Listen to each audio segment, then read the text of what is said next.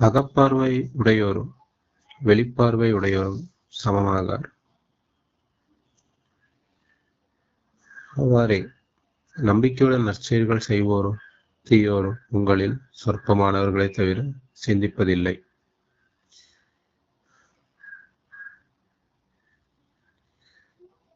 புரிதல்தான் அகப்பார்வை. ஒரு விஷயத்தை நம்ம எப்படி புரிஞ்சுக்கிறோம், அந்த புரிதல் மனதிற்கு நிறைவாக இருக்கா, தெளிவாக இருக்கா, அமைதியை தருதா, அப்போ அந்த காரியங்கள் சீராகுது. நமக்கு புரியல, ஐம்புலன்களின் வாயிலாக கேட்கக்கூடிய விஷயங்கள், பார்க்கக்கூடியது, இவை அதில் உள்ள நன்மையை கிரகிக்கக்கூடிய தன்மை நடைமுறையில் வாழ்ந்து கொண்டிருக்கும் பொழுது அந்த சூழ்நிலைக்கு ஏற்ப அந்த புரிதல் தன்மை இறைவனுடைய உதவி கொண்டு அங்கு மனதில் ஏற்படுகிறது. நம்பிக்கையுடன் நற்செயல்கள் செய்வோரும்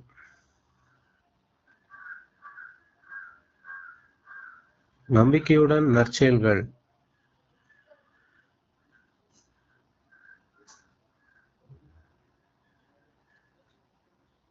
புரியவில்லை. அந்த புரியாத காரியத்தில் என்ன நடக்குமோ என்று நமக்கு தெரியாது. ஆனால் நல்லது நடக்க வேண்டுமே என்ற ஒரு எண்ணம் மனதில் விருப்பமாக உள்ளது. அந்த விருப்பம் மனசுல ஒப்படைக்கப்படுது உள்ளத்தின் அளவிலே.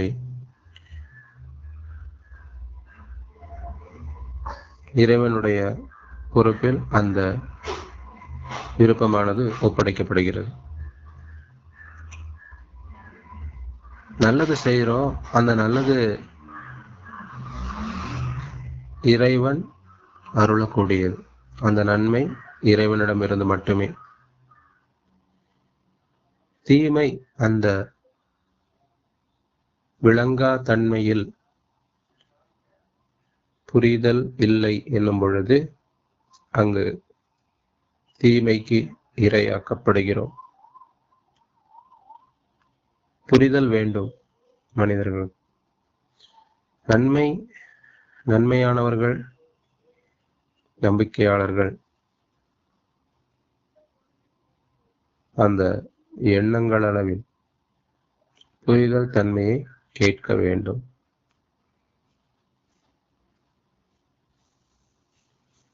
இல்லைன்னா அது அப்படியே தொடர்ச்சியாக தங்கிவிடும், பின்தங்கி விடுவோம்.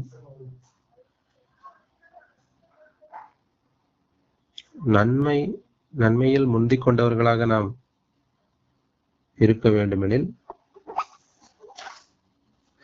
எனக்கான கேள்விக்கான பதில் மனதிற்கு புரியும்படியாக இருக்கும் பொழுது, சிந்திக்கும் பொழுது ஒரு பதில் வருது, ஆனா அந்த பதில் மனசுக்கு சாட்டிஸ்ஃபேக்ஷன் கொடுக்கணும்.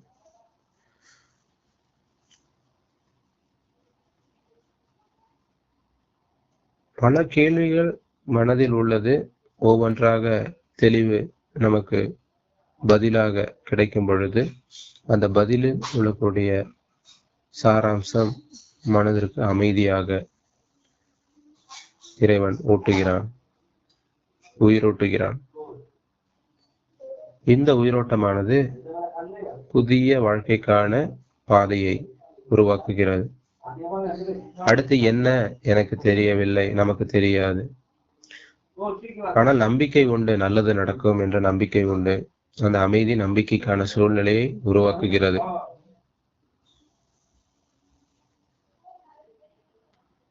யாரும் அதை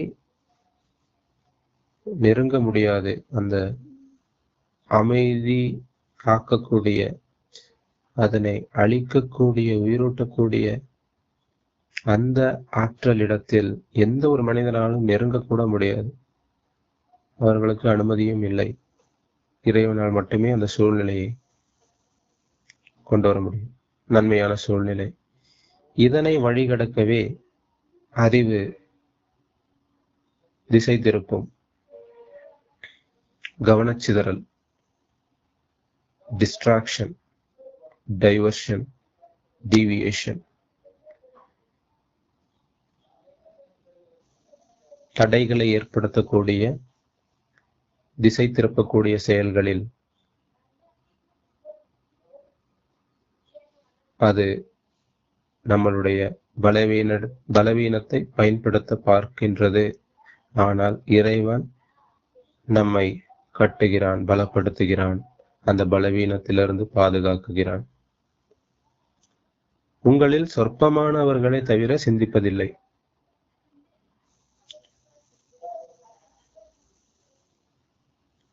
சிந்தனை யார் செய்கிறோமோ, அதாவது புரிதல்,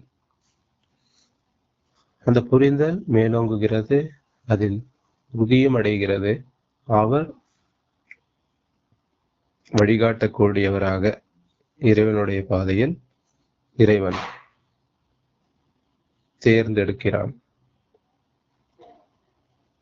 சிந்தனையில் மேலோங்கி இருப்பவர்களை வழிகாட்டுதலாக. ஒவ்வொருவருக்கும் சிந்தனை உண்டு. நம்ம குடும்பத்துல நம்ம அப்பா, அம்மா, அண்ணன், தம்பி, தங்கச்சி எல்லாருமே இருக்கோம். அதுல எவர் என்ன சொன்னாலும் நமக்கு நன்மையாக எது படுதோ, சொல்றது சரியாதான் இருக்கு அப்படின்னும் போதும் அவங்களுக்கு அது புரிஞ்சிருக்கு, அவங்க வாயிலாக அது வரும்போது நமக்கு அது புரியுது. யாரா வேணாலும் இருக்கட்டும், சொல்லும் போது அந்த செய்தி சரியாக இருக்கா, நமக்கான செய்தி அங்க நம்மளுடைய வாழ்க்கைக்கு அது பொருத்தமாக, அந்த சூழ்நிலைக்கு, அந்த இருட்டிலிருந்து வெளிச்சம் தரக்கூடிய அந்த பாதையை காட்டுதா?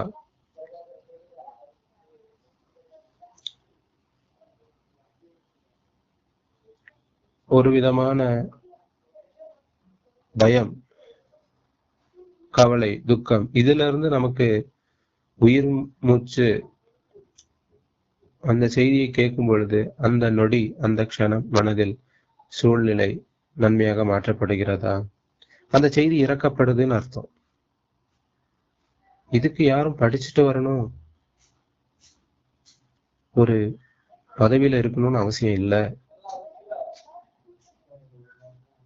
படித்தவர்கள் தான் சிந்திப்பவர்கள் என்ற சூழ்நிலைக்கு நாம் மாற்றிக்கொண்டோம். பதவியில் இருப்பவர்கள் தான், அதிகாரத்தில் இருப்பவர்கள் தான் அவர்கள் பேச்சை தான் கேட்கும்படி, அவர்கள் பேச்சை கேட்கும்படி மாற்றுகிறார்கள். ஆனால் இறைவனோ சிந்திப்பவர்களுக்கு அவன் நற்செய்தி ஊட்டுகிறான். அகப்பார்வை உடையோரும் வெளிப்பார்வை உடையோரும் சமமாகார்.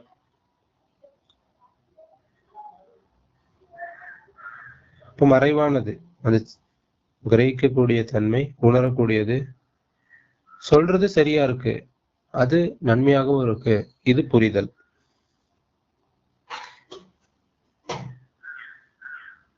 பிரிவினையை உண்டு பண்ணாமல், வேற்றுமை பாராமல், மதம், ஜாதி, மொழி இதன் அடிப்படையில் ஒருவரை பின்பற்றாமல், உண்மை தன்மையை கொண்டு சரிபார்த்தல் அவர்களுக்கு அகற்பார்வையை விசாலமாக்குகிறான். அவர்கள் செயல்கள் நன்மையாக அமைகிறது. தீச்செயல்கள்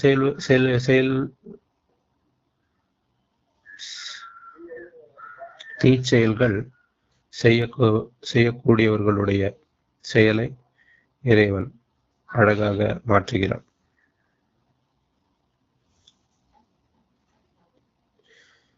தீமையை அழகாக மாற்றிவிடப்படுகிறது, உங்களை போதையில் ஆக்குகிறது.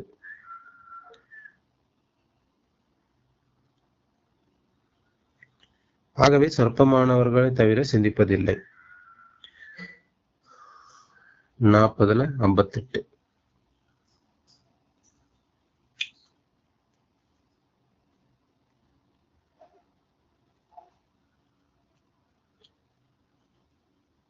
இவை அனைத்தும் நன்மை தீமை பிரித்தறிவிக்கக்கூடிய அந்த பாதை.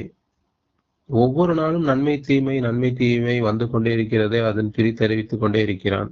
ஓரொரு நாளும். ஆகவே செய்தி தொடர்ச்சியாக இறைவனிடமிருந்து வருகிறது. எல்லா நாட்களும் எல்லா சூழ்நிலையிலும் இறைவனுடைய செய்தி வந்தவாறே இருக்கிறது. மறைமுகமாகவும் வெளிப்புற சூழ்நிலையிலிருந்தும் இறுதியாக அது மனதிற்கு அது இறைவன் அகிலங்களை ஆள்பவனுக்கு என்ன எல்லா காரியமும் அவனுக்கு அத்துபடி. சகலவற்றின் மீதும் ஆற்றல் மிக்கவன். அப்படிப்பட்ட இறைவனை நாம் நம்பிக்கை கொள்வது எவ்வாறு?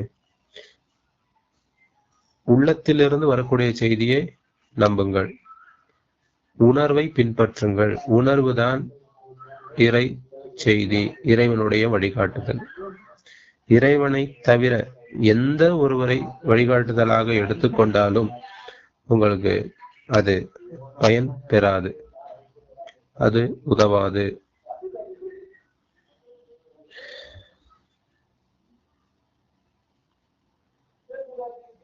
இவ்வளவு சொல்லியும் கேட்கலையே அப்படின்னு இறைவன் விட்டு விடுவதில்லை. மீண்டும் மீண்டும் அந்த செய்தியை கொண்டு வந்து கொண்டே இருக்கிறான் மனிதர்களிடத்தில்.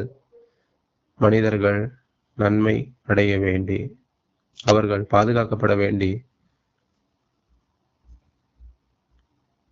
தனிச்சையாக சுதந்திரமாகவும், அந்த சுதந்திரத்தில் இறைவனுடைய கட்டுப்பாட்டில்.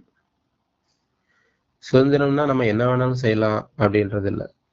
மனதளவில் சுதந்திரம், நன்மை தீமைகளை,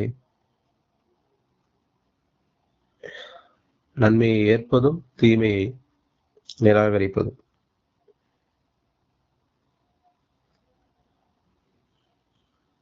அந்த ஒரு வாய்ப்பு இறைவன் தந்திருக்கிறான். நன்மையை ஏற்றுக்கொள்ளக்கூடிய,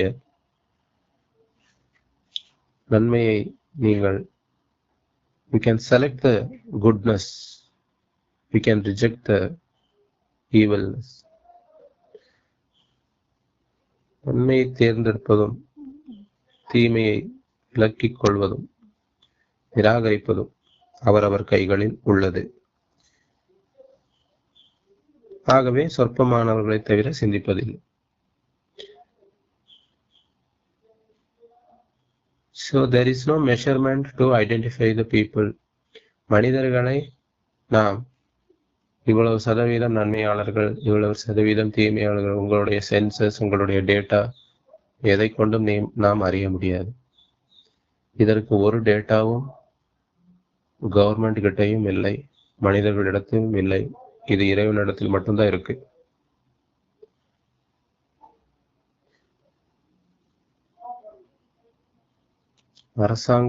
அரசாங்கத்தினிடமும் இந்த பதிவு கிடையாது.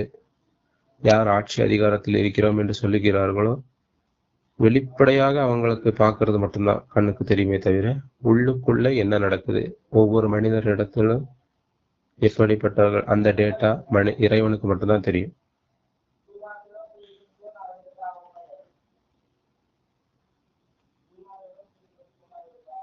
குடும்பத்துல இருக்கிறவங்களுக்கு கூட தெரியாது.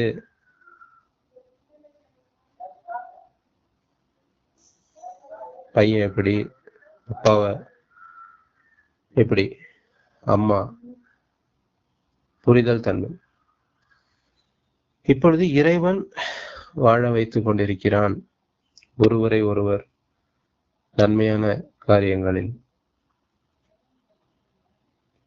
நன்மையான நட்பு வட்டாரங்கள். நன்மையை விரும்புபவர்கள் உங்களுடைய தோழர்கள்.